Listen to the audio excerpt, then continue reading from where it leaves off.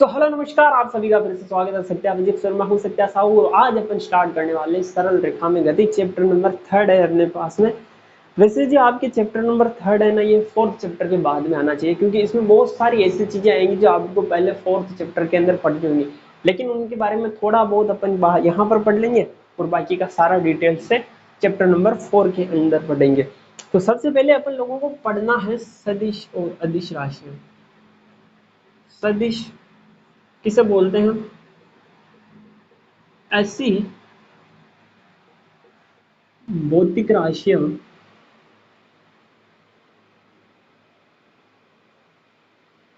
जिनकी जिनके परिणाम के साथ साथ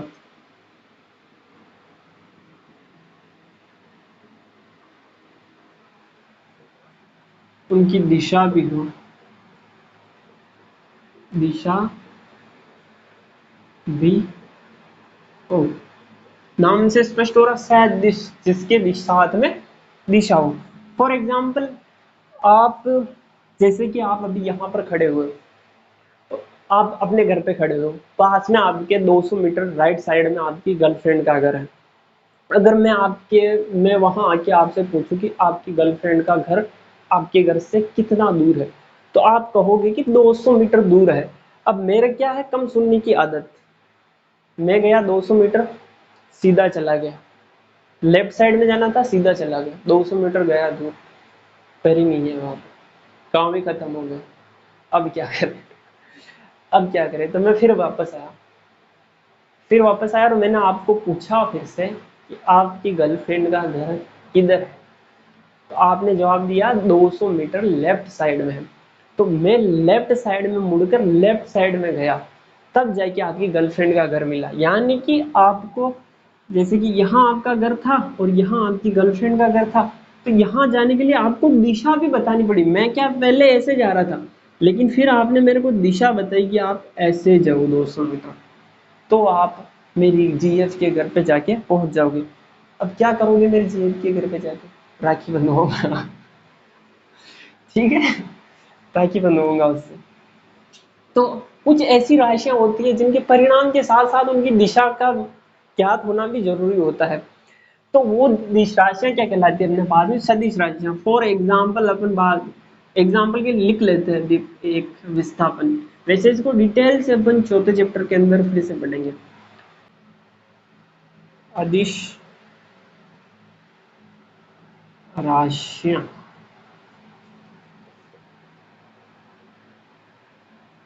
ऐसी राशियां जिन्हें व्यक्त करने के लिए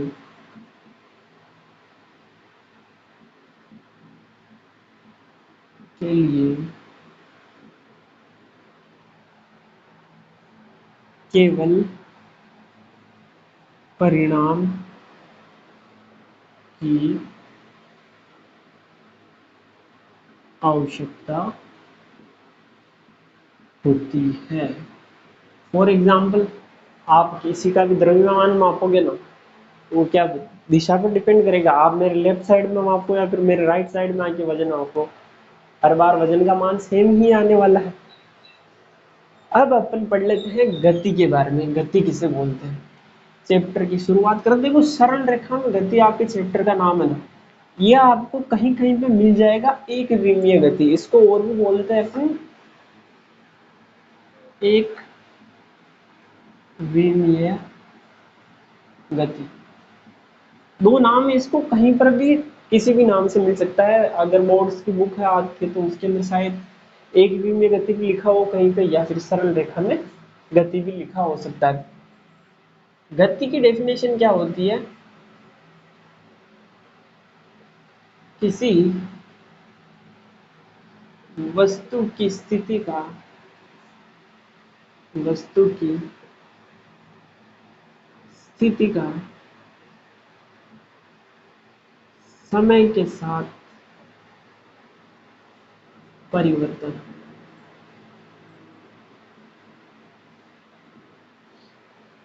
अगर अपने पास में कोई वस्तु है, समय के साथ में उसकी स्थिति में परिवर्तन हो रहा है, तो वो वस्तु क्या कहलाएगी? गति कहलाएगी, गतिशील अवस्था में कहलाएगी। जैसे मैं अभी यहाँ पे हूँ, ठीक है, अगर मैं आधे घंटे तक ऐसे ही खड़ा रहूं तो गति नहीं कर रहा हूं मैं।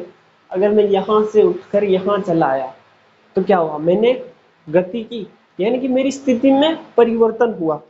तो गति कितने प्रकार की होती है? गति 3 प्रकार की होती है। पहली होती है एक विमीय गति, दूसरी होती है द्विविमीय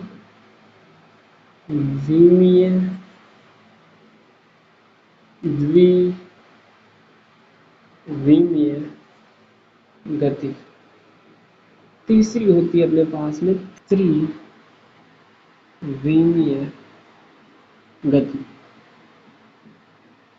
देखो एक विमीय गति, देखो अपने पास में इन जनरली कितने डायमेंशंस होते हैं, कितनी विमाएं होती है, कितनी दिशाएं होती है अपने पास में? 3 दिशाएं होती है, एक एक्स एक्स, दूसरा वाई एक्स और तीसरा इसके लंबवत बिल्कुल जेड एक्स। इनको समझने के लिए आप अपने कमरे के कोने के पास में चले जाओ।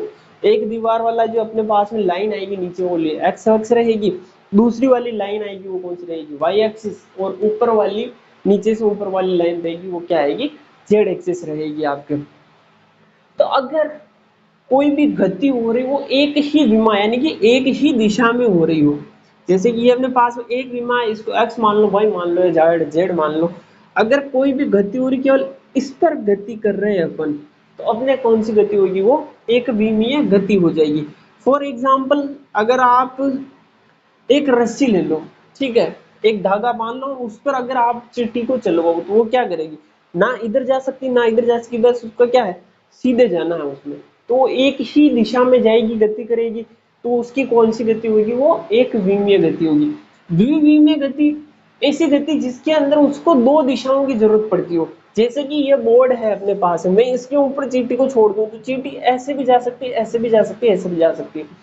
तो चींटी गति कर रही है, किस किस में गति कर रही है? 2 विमाओं में गति कर रही है, यह इस वाली में और इस वाली में, दोनों के अंदर परिवर्तन हो रहा है अपने पास में, तो इसको अपन द्विविमीय गति बोल सकते हैं। फिर आता है अपने पास में त्रिविमीय गति। त्रिविमीय गति यानी कि ये मच्छर घूम रहा है यहाँ पर, बार बार काट भी रहा है, तो ये मच्छर जो घूम रहा है ना, ये किसके अंदर घूम रहा है? त्रिविम के अंदर। मैंने बोला ना अभी, कमरे की एक दीवार को एक्स एक्सिस, दीवार नहीं, नीचे वाला एक लाइन बनती है ना दीवार और फर्श के बीच में, वो एक्स एक्सिस, दूसरी वाली वाई एक्सिस, और तीसरा वाला कोना है वो अपने पास में जेड एक्सिस हो जाएगा। और फिर अपने पास में मच्छर उड़ रहा है कमरे के अंदर, तो वो क्या हो जाएगा? कौन सी गति कर रहा है? त्रिविमीय गति कर रहा है। ज्यादातर सभी लोग त्रिविमीय गति कर, मैं भी घूमूंगा यहाँ पे तो क्या करूंगा? त्रिविमीय गति करूंगा, ठीक है। तो त्रिविमीय गति यानी कि ऐसी गति जिसके अंदर तीनों विमाओं का उपयोग होता हो, त्रिविमीय गति कहलाती है। अब अपन पढ़ लेते हैं दूरी और विस्थापन के बारे में।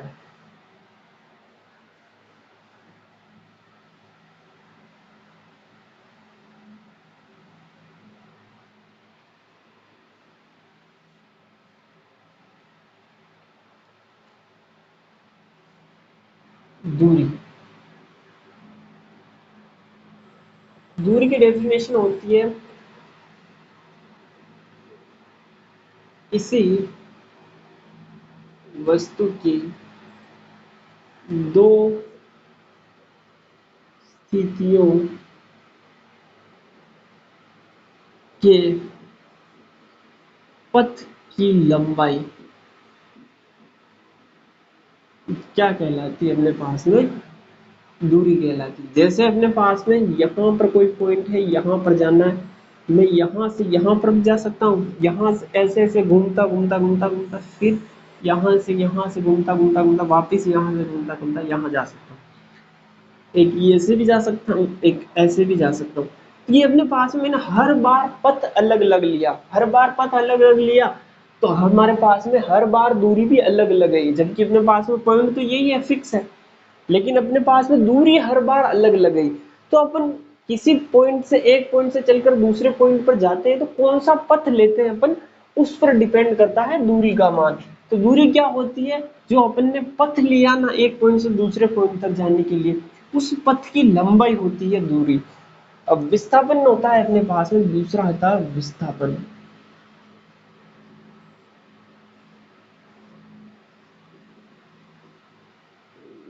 वस्तु की अंतिम स्थिति वह प्रारंभिक स्थिति की न्यूनतम दूरी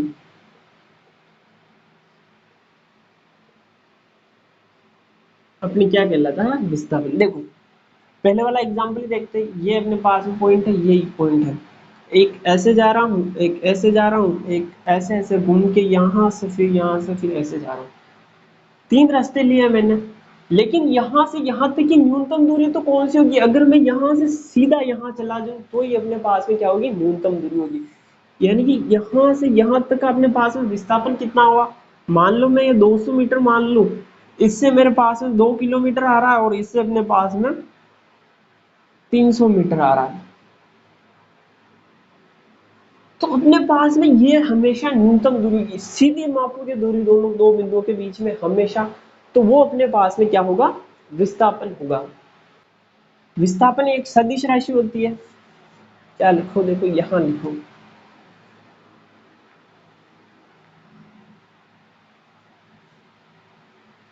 विस्थापन एक सदिश राशि होती है।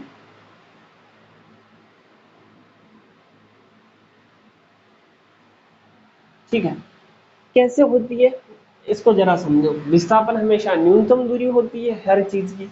अगर मान लो मेरे पास में मेरा घर ये है, बीच में किसी और का घर है और पास में मेरे फ्रेंड का घर है, या फिर ये आपका घर है, ये बीच में किसी और का घर है और ये आपकी गर्लफ्रेंड का घर है। किसी ने पूछा आपसे आपकी गर्लफ्रेंड का घर कितना दूर है आपसे, तो आपने कहा मेरी गर्लफ्रेंड का घर मेरे से 200 मीटर दूर है। लेकिन आपने वही बात जो मैंने पहले बताई थी विस्थापन सदिश के अंदर, तो क्या होगा, अगर मैंने दिशा नहीं बताई तो आप किस साइड में जा सकते हो, इस साइड में जा सकते हो, इस साइड में भी जा सकते हो, ऐसे भी जा सकते हो, ऐसे भी जा सकते हो, ऐसे भी जा सकते हो, आपके पास में असंख्य संभावना होगी कि आप किस साइड में जाओ। लेकिन अगर आपने साथ में के साथ में बता दिया कि मेरे घर से उसका राइट साइड में घर 200 मीटर दूर है, तो आप राइट साइड के अंदर 200 मीटर जाओगे और आपकी जीएफ का घर आपके सामने होगा, आपकी आंखों के सामने हाजिर होगा आपकी जीएफ का घर। तो विस्थापन क्या होती है, सदिश राशि होती है। अब देखो दूरी और विस्थापन के बीच में देखो एक संबंध देख लेते हैं, अंतर देख लेते हैं क्या क्या होता है।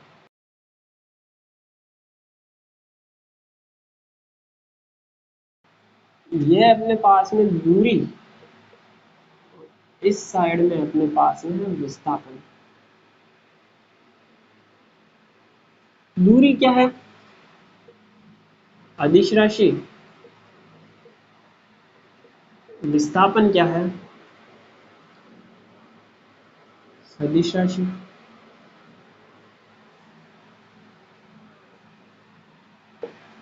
दूरी क्या होती है, पथ पर निर्भर करती है, पथ पर निर्भर करती है। जबकि विस्थापन क्या होता है, न्यूनतम दूरी होता है।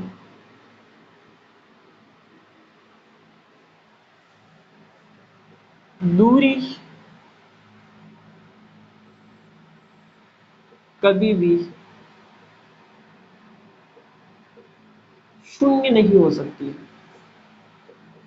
दूरी कभी भी जीरो नहीं होगी। जबकि अपने पास में विस्थापन क्या है, विस्थापन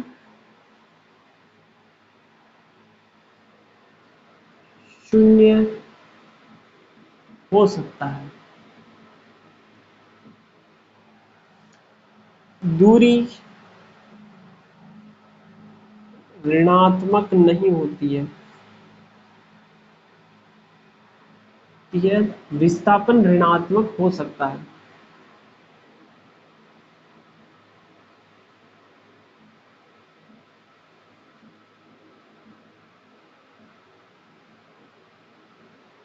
ठीक है, इन पॉइंट को समझ ले अपन।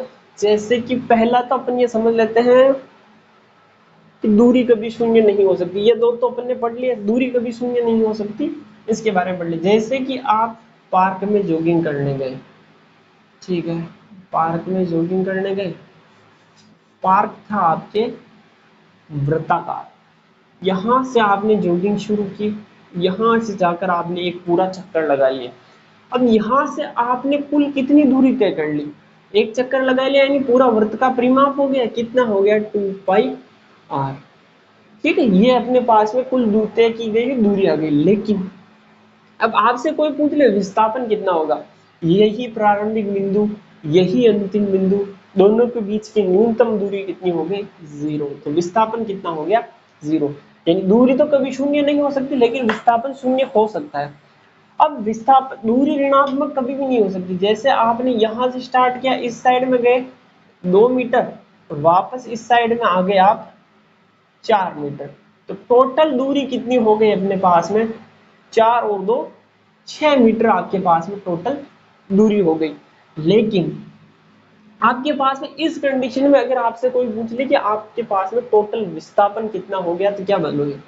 विस्थापन हो गया अपने पास में, देखो इस साइड का अगर आप प्लस का ले रहे हो, वो आप पर डिपेंड करता है। इन जनरली अपन राइट साइड के जो भी होते हैं, ये पढ़ते हैं अपन निर्देश तंत्र चौथे चैप्टर के अंदर पढ़ेंगे। वैसे वो जब भी अपन राइट साइड की दूरियां पढ़ते हैं या फिर डिस्टेंस पढ़ते हैं, वो हमेशा किस में लेते हैं, पॉजिटिव में लेते हैं, और लेफ्ट साइड के जो भी होते हैं हमेशा नेगेटिव के अंदर लेते हैं। तो मैं यहाँ पर इस साइड का पॉजिटिव लेके चल रहा हूँ, उस साइड का नेगेटिव लेके चलता हूँ। इस साइड में आपने प्लस 2 मीटर दूरी तय की और फिर वापस आप इस साइड में आए, यानी किस साइड में जा रहे हो, नेगेटिव साइड में जा रहे हो। कितनी की आपने -4 मीटर। तो आपके पास में टोटल विस्थापन कितना हो गया, आपके पास में -2 मीटर। इस कंडीशन में आपके पास में टोटल विस्थापन कितना हो गया, माइनस के अंदर आ गया। तो इस प्रकार हम कह सकते हैं कि दूरी तो कभी माइनस में नहीं होगी, लेकिन विस्थापन माइनस में हो सकता है बाबू भैया।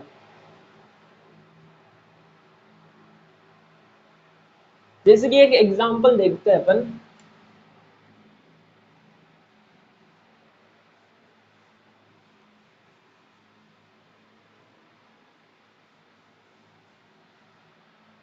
ये अपने पास में एग्जांपल है। यहां से मैं निकला, 2 मीटर चला, यहां मैं गया 3 मीटर चला, यहां मैं गया 6 मीटर चला। अब क्वेश्चन आ जाए आपके पास में, कुल दूरी कितनी होगी, दूसरा आ जाए आपके पास में कुल विस्थापन कितना होगा, दोनों आपको निकालना है। देखो दूरी तो कितनी हो जाएगी, 2 3 2 5 6 5 11, दूरी तो अपने पास में हो गई 11 मीटर।